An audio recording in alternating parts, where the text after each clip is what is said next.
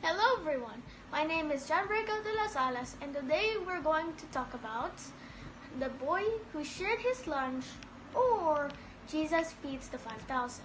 When Jesus looked up and saw a great crowd coming toward him, he said to Philip, "Where we shall buy bread for these people to eat?" He asked this only to test him, for he already had in mind what he's going to do.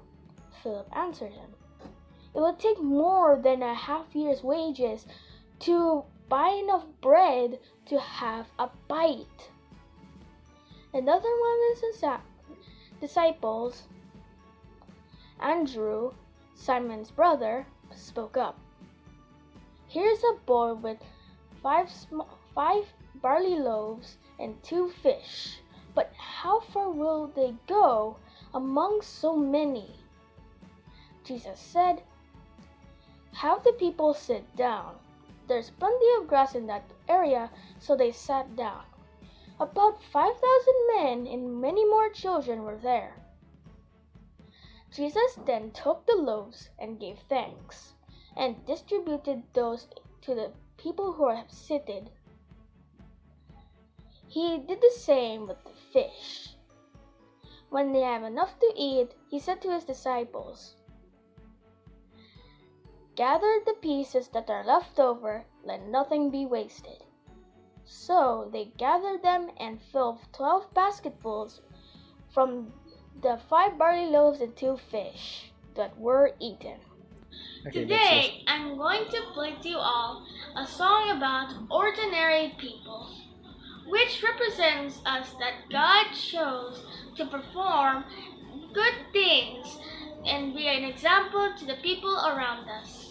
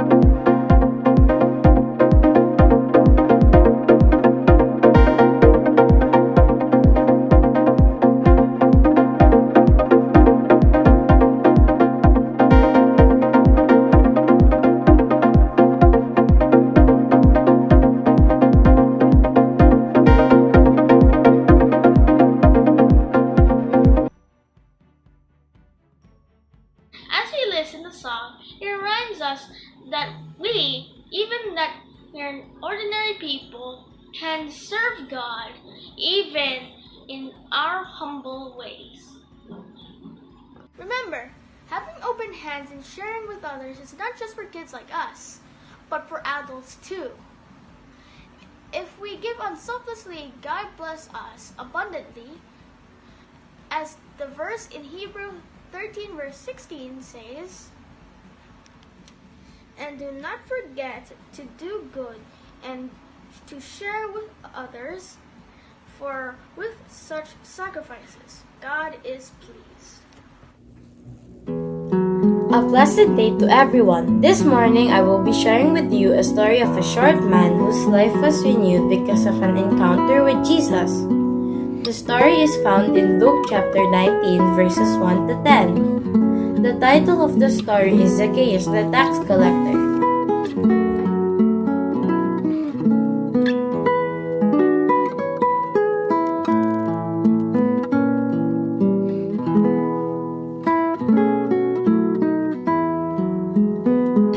Jesus was going to Jericho, where a man named Zacchaeus lived. He was a chief tax collector and was very rich. Jesus was heading to his way to Jericho. He was curious what Jesus looks like, but because he was short, he could not see over the crowd. So he ran ahead and climbed a sycamore fig tree to see him, since Jesus was coming that way. "Zacchaeus, come down. I must stay at your house today." So he hurried down at once and welcomed him gladly. All the people saw this and began to mutter, "This man Zacchaeus is a sinner, and Jesus is going to his house and eat with him?" Later that day, Zacchaeus stood up and said to the Lord, "Lord, here and now, I give half of my possessions to the poor, and if I have cheated anybody out of anything, I will pay back 4 times the amount." Jesus said to Zacchaeus, "Zacchaeus, today salvation has come to this house, because this man too is a son of Abraham. For the Son of Man came to seek and to save those which are lost."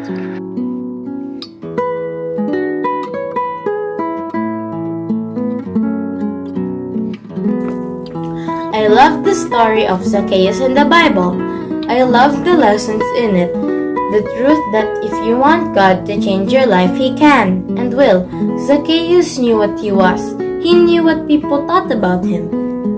But he wanted Jesus. He wanted to change. So what are the 3 reasons to associate with Zacchaeus? Number 1, his eagerness for the gospel. He desperately needed some good news in his life. He wanted to experience Jesus. Number 2, his readiness for a new life. He clearly was ready for a change. Despite his outward appearance, he yearned for something new and better than what he was experiencing. Number 3, his repentance, genuine change. He embraced a new life, a life of integrity and grace.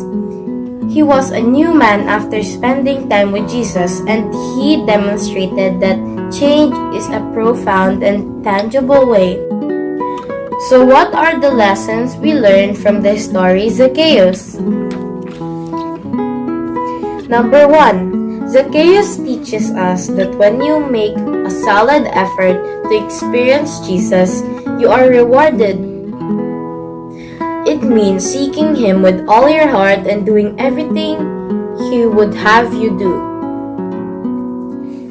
Number 2, don't make a judgment based on appearance. Far too often we make a judgment about someone based on how someone looks or acts. This makes us impotent to help someone change their lives. Number 3, don't make a judgment based on reputation. People gain a reputation for better or worse from the lives they have lived and the reports that have been spread about them. When you hear a negative report from someone, ask God to help you withhold judgment. Number 4. Looking into a person's heart. Can you see someone's heart? God will help you with that. The closer we follow Jesus, the more we are able to see into someone's heart. Number 5. Focus on seeking and saving the lost. We are surrounded by people who don't know or follow Jesus. I am convinced that the very best life comes to us when we follow Him. Are you? When we do that, God changes lives and we become participants in that transformation. Are you blessed by the story that you learned today? Let us continue praying to God to seek the beauty of every person. Have a fruitful and blessed day, everyone.